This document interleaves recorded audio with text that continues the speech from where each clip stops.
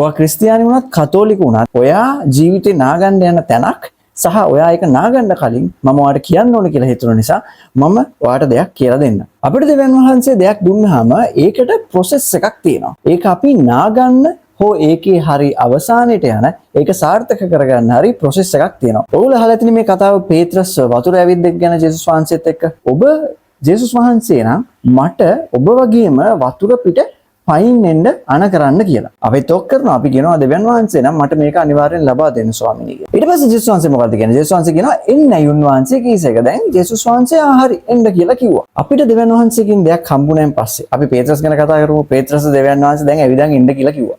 දැන් එයා ඇවිදන් යනවා. ඇවිදන් යද්දි දැන් කුණාටුව දකිනවා. කුණාටුව දැකලා බය වෙලා මෙන්න ගිලෙන්න යනවා. ගිලෙන්න ගිහිල්ලා මෙන්න කෑ ගහනවා මාව ගලව ගන්න කියලා. දැන් අපේ ජීවිතවලත් අපි දෙයක් දෙවියන් වහන්සේගෙන් ඉල්ලපුවාම දෙවියන් වහන්සේ ඒ දේ අපිට ලබා දෙනවා. ලබා දුන්නාන් පස්සේ අපිට අමතක වෙනවා කවුද ඒක අපිට ලබා දුන්නේ කියලා. පේත්‍රස්ට ඒක අමතක වෙන්නේ මං හිතන්නේ තප්පර ගානයි ගියේ.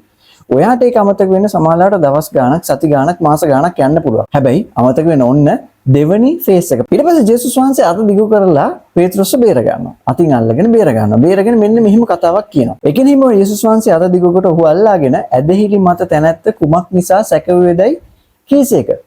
මද ඇදහිල්ල තියෙන්නේ වාට ඇයි ඔයා සැක කරේ කියලා ජේසුස් වහන්සේ අහනවා. තාම අපි තුන්වෙනි කොටසට ආවේ නැහැ. ඊට පස්සේ 32 වෙනි වාක්‍ය කියනවා. ඔවුන් ඔරුවට නැගුණු කල සුළඟ නැවතුණේ. 32 වෙනි වාක්‍ය කියන්නේ නැහැ ජේසුස් වහන්සේ පේත්‍රස්ව අල්ලගත්ත වෙලාවේ ජේසුස් වහන්සේ මද ඇදහිල්ල ඇති තැනැත්තේ බය වුණේ ඇයි කියලා අහපු වෙලාවේ සුළඟ නැවතුණා කියලා. ඒක කියන්නේ නැහැ ජේසුස් වහන්සේත් එක්ක ආයෙ බෝට්ටුවට යන වෙලාවේ සුළඟ නැවතුණා කියලා.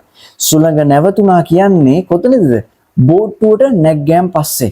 මොකද්ද මෙතන තියෙන එළිදරව්ව? මොකක්ද මෙතන තියෙන වැදගත් දේ? මොකක්ද මේ තුන්වෙනි කොටස? පළවෙනි කොටස දෙවියන් වහන්සේ ඔයාට දෙයක් දෙනවා ඔයා ඉල්ලපුවාම. ඔයා ඉල්ලුවා දෙවියන් වහන්සේ ඔයාට දෙයක් දුන්නා. දෙවෙනි කොටස ඒ දීපු දේ තුල ඔයා දැන් ගමන් කරනවා. ඔයාට මතක නැහැ කවුද ඒක දුන්නේ කියලා. කලබල වෙද්දි, බාධා එද්දි, මිනිස්සු එක එක ඒවා කියද්දි, ප්‍රශ්න ඇති වෙද්දි, ප්‍රෙෂර් එක එද්දි ඔයාට අමතක වෙනවා කවුද මේක මට දුන්නේ කියලා. තුන්වෙනි දේ ඔයා ඔන්න ඔතනදී තමයි වරද්දගන්නේ. එක්ක ඔයාට පුළුවන් ජේසුස් වහන්සේත් එක්ක ආයෙ ගිහිල්ලා බෝට්ටුවට නගින්න. නැත්තම් ඔයාගේ දැනුම මත වැඩේ නාගන්න. මොකක්ද ඔයා කරන්නේ? ඔයා මේ යන ගමනේ කුණාටුව නතර වෙන්නේ නැහැ. කුණාටුව නතර වෙන්නේ ඔයා ඒ එන්ඩ් එකට ගියාම ජේසුස් වහන්සේත් එක්ක.